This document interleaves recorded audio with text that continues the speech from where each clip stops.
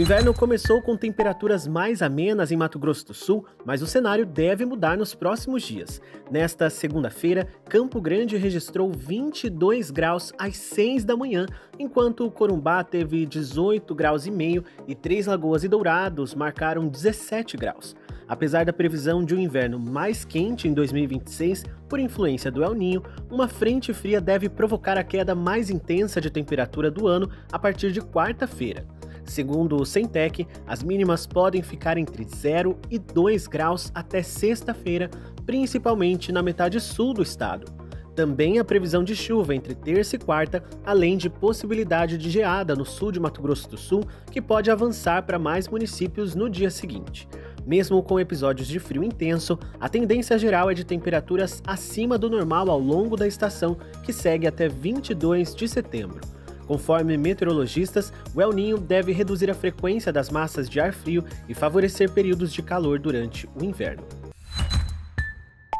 Um soldado do exército conduzia a caminhonete S10 branca que atropelou e matou a motociclista Miriam Rosa Matos, de 45 anos, na manhã deste sábado, no cruzamento das ruas Maracaju e Padre João Cripa. O militar dirigia em alta velocidade, segundo a polícia. Vídeo mostra que o pneu da moto, uma Yamaha Factor, foi parar longe.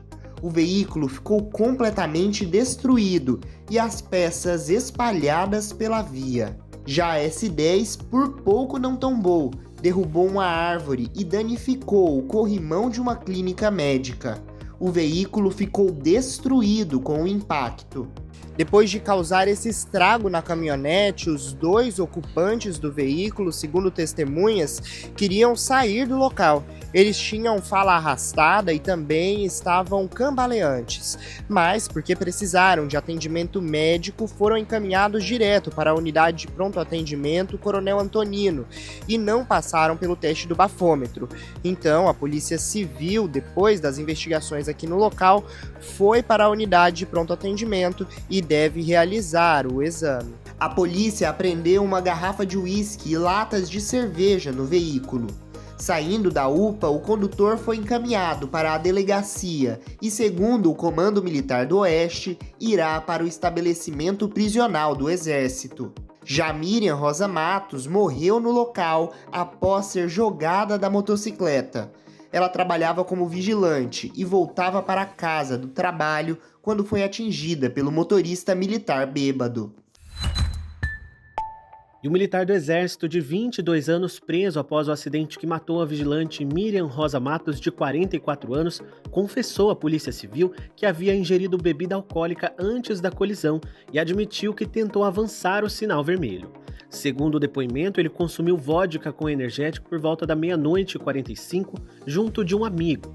Os dois passaram por bares na região central, depois foram a um fast food no Guanandi e seguiam para o Nova Lima quando aconteceu o acidente. O militar relatou que durante o trajeto teria encostado o retrovisor da caminhonete em outro veículo e passou a acreditar que estava sendo perseguido.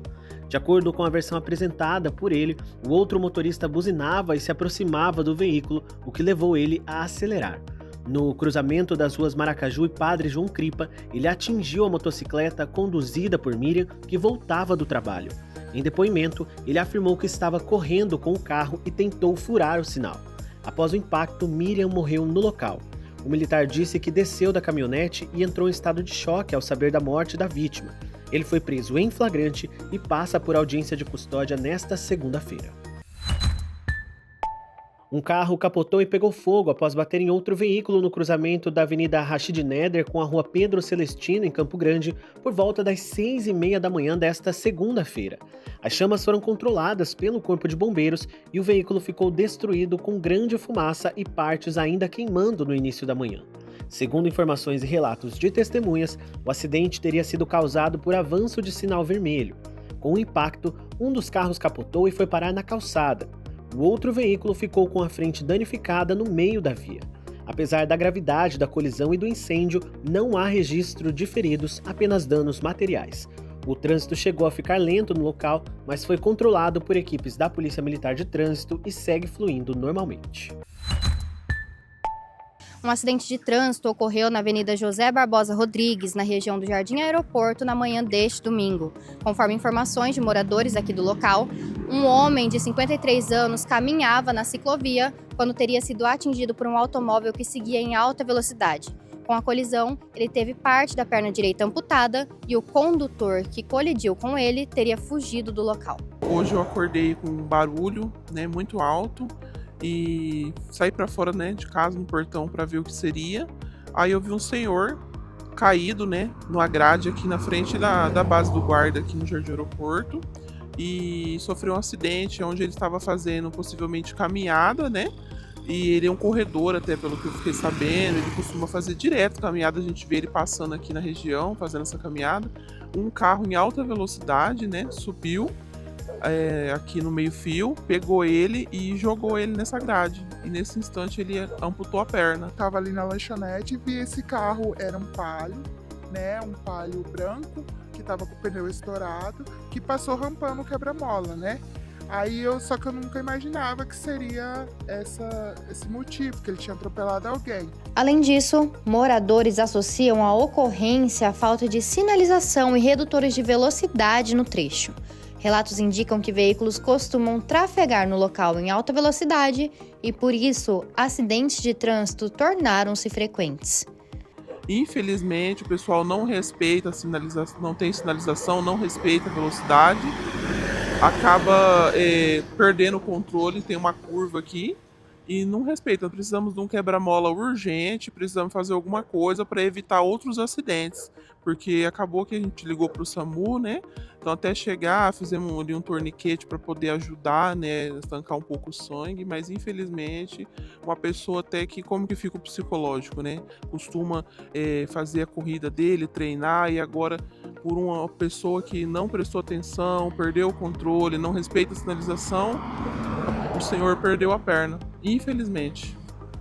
Sempre direto tem, Portanto que logo atrás, o ano passado, morreu um senhor atropelado aqui, bem nessa curva. Ele estava vindo, não sei se era do serviço, e pegou e também sumiu o condutor. Foi num fato desse, no final de semana, entendeu? Poucos minutos após o acidente, um veículo foi abandonado na região. A polícia investiga se um carro abandonado no bairro Nova Campo Grande estaria envolvido no acidente que amputou o pé de um homem de 53 anos que caminhava no Jardim Aeroporto. O veículo foi encontrado com 3 pneus estourados e parte do para-brisa quebrado na Avenida 4. Câmeras de segurança flagraram 2 homens abandonando o veículo cerca de 10 minutos após o acidente. Com a suspeita do envolvimento, moradores da região acionaram a polícia para averiguar o automóvel. Agentes da Guarda Civil Metropolitana encontraram indícios de que se trata do mesmo veículo devido a um retrovisor, calota e parte do farol encontrados no local. Contudo, todo o cenário será analisado pela polícia, que vai confirmar ou não se o carro apontado é o mesmo envolvido no acidente. Ao jornal Mídia Max, moradores afirmam que o carro era ocupado por 2 homens.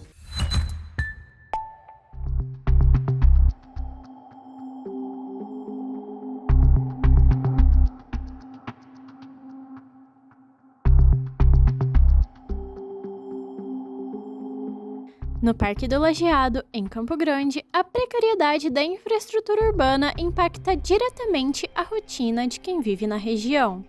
Os moradores mais antigos relatam décadas de abandono e promessas que nunca saíram do papel.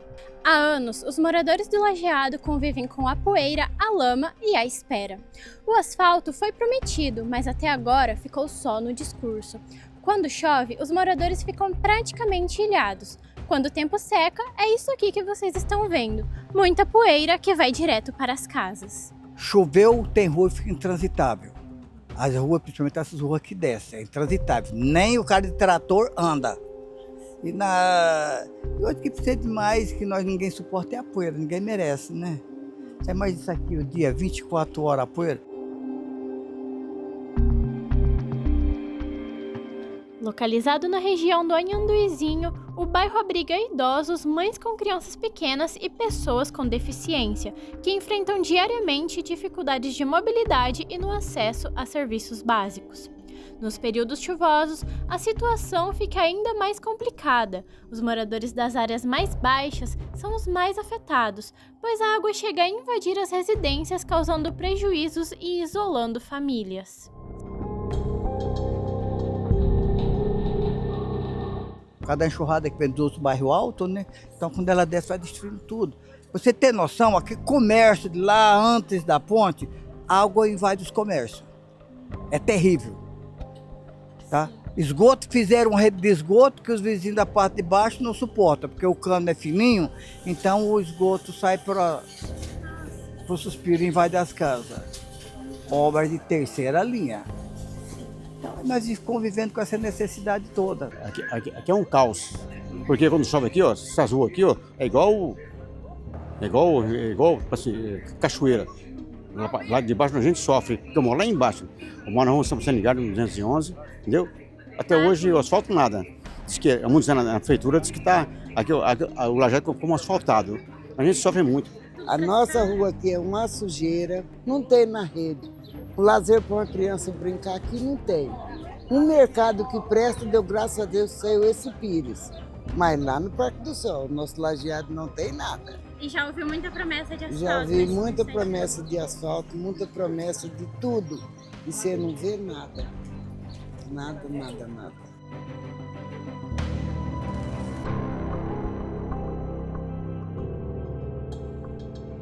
Ilhados e abandonados, os moradores citam que o sentimento é de cansaço e tristeza diante da espera pelo asfalto, que já dura anos. Mas a gente vive num buraco constante. Fica ilhado, fica parado, você não consegue fazer nada. Inclusive, meu pai é cadeirante e às vezes a gente não consegue atravessar a cadeira do outro lado da rua, entendeu? Então é um problema que não é de hoje, é um problema constante. E a gente tem malemar a avenida, que é a linha do ônibus asfaltada. Que inclusive quando chove acaba sendo um problema também. Não funciona o asfalto porque desce toda a terra até aonde, digamos, que está o asfalto. Então, realmente, aqui é uma região muito complicada. Dados do Portal da Transparência mostram que a Prefeitura de Campo Grande possui um contrato de 17 milhões destinados às obras de pavimentação e drenagem no Complexo Lajeado, Parque do Sol e Dom Antônio Barbosa. No entanto, conforme os documentos em anexo, o contrato firmado com a Sagres Engenharia, empresa responsável pelo serviço, foi encerrado unilateralmente pela administração municipal em abril deste ano. O motivo seria que a empresa não cumpriu as obrigações previstas no contrato, incluindo o cronograma de execução da obra. Atualmente, o processo passa por análise da Secretaria Especial de Licitações e Contratos da Prefeitura, que avalia a contratação da segunda colocada na licitação. Quando esta etapa for concluída, a expectativa é de que uma nova empresa assuma a execução da obra. Mais informações você acompanha no mediamax.com.br.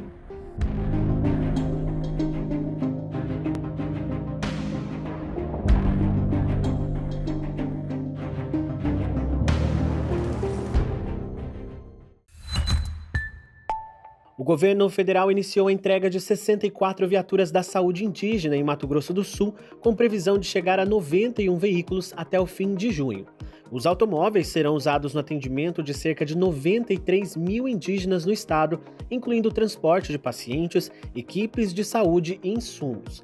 A entrega foi feita pela CESAI em Campo Grande e contempla caminhonetes 4x4 e vans destinadas aos 16 polos base do DCMS. Segundo o governo, o objetivo é agilizar e ampliar a assistência nas comunidades indígenas. Mato Grosso do Sul tem a terceira maior população indígena do país, com cerca de 120 mil pessoas distribuídas em áreas urbanas e terras demarcadas. Outros 27 veículos ainda devem ser entregues até o fim do mês. O Ministério Público Federal abriu um procedimento para acompanhar o conflito entre indígenas Guarani Kaiowá e produtores rurais em Amambai, onde a fazenda Limoeiro foi ocupada 2 vezes neste ano. A área é apontada como sobreposta à terra indígena Iguatemi-Peguá II, em processo de estudo de demarcação desde 2008. As ocupações já geraram tensão entre as partes, com relatos de violência por funcionários e proprietários e manifestações de entidades do setor rural. A Justiça Federal determinou que o Estado evite reintegrações sem acompanhamento de órgãos federais, restringindo a atuação da Polícia Militar à garantia de segurança. O Ministério Público Federal também pediu a intimação do Estado para cumprimento da decisão e acompanhamento do caso até uma solução para o impasse. O Fórum Permanente das Entidades do Movimento Negro de Mato Grosso do Sul emitiu nota de repúdio contra a possível nomeação de um candidato aprovado em primeiro lugar para professor do IFMS, condenado pela Justiça Federal a 14 anos e 7 meses por manter uma mulher em condição análoga à escravidão por décadas. O caso envolve a vítima Madalena Gordiano, resgatada em 2020 após 39 anos de violações, incluindo exploração, isolamento e retenção de benefícios previdenciários.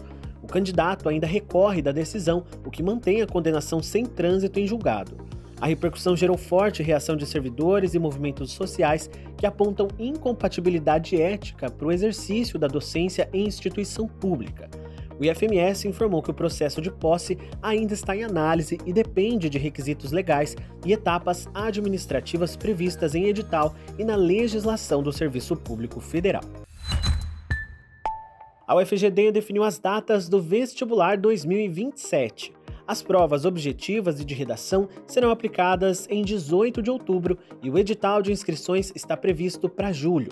Por causa do período de defeso eleitoral, de 4 de julho a 25 de outubro, as informações oficiais do vestibular não serão divulgadas no site institucional da universidade, mas sim em um perfil exclusivo nas redes sociais do processo seletivo.